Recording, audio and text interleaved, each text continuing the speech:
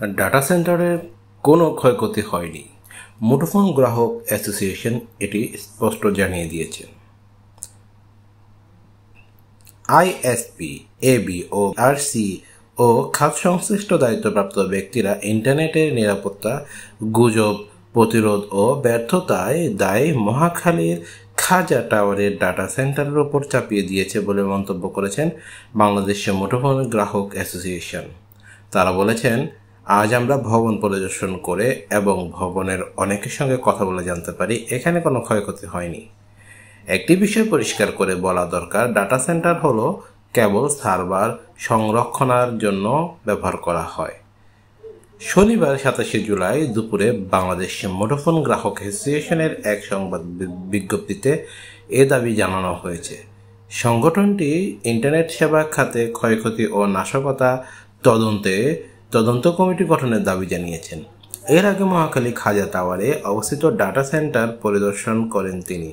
সংবাদ বিজ্ঞপ্তিতে বলা হয়েছে, গত 16-17 তারিখে সীমিত পরিসরে মোবাইল ইন্টারনেট বন্ধ থাকলেও 18 তারিখ সন্ধ্যা থেকে সারা দেশে ব্রডব্যান্ড ইন্টারনেট সেবাসহ মোবাইল ইন্টারনেট বন্ধ রয়েছিল।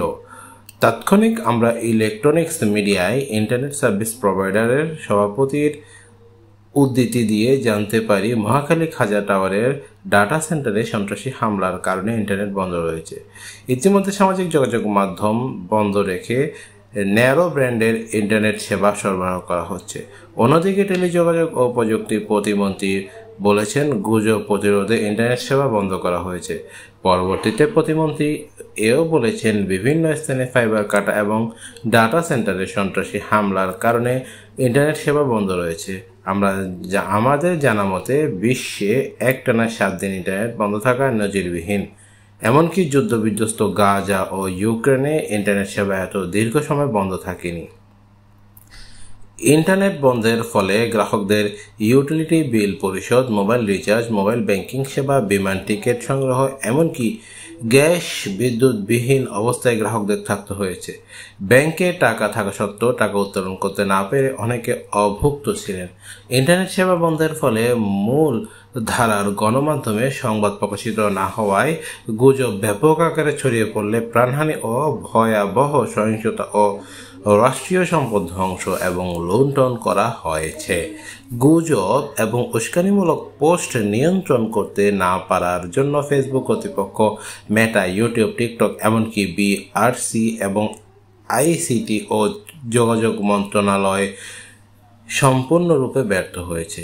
সামাজিক যোগাযোগ মাধ্যমগুলোকে জরিমানার পাশাপাশি আমাদের রাষ্ট্রীয় প্রতিষ্ঠানগুলোর দায়িত্বপ্রাপ্ত ব্যক্তিদের জবাবদিহিতার আয়তায় আনতে হবে। ইন্টারনেট খুলে দেওয়ার জন্য জাতিসংঘের মহাসচিব, আন্তর্জাতিক মানবাধিকার সংস্থা, মার্কিন যুক্তরাষ্ট্রের স্টেট ডিপার্টমেন্ট এবং দেশের 18 কোটি মানুষের জোরালো দাবি রয়েছে।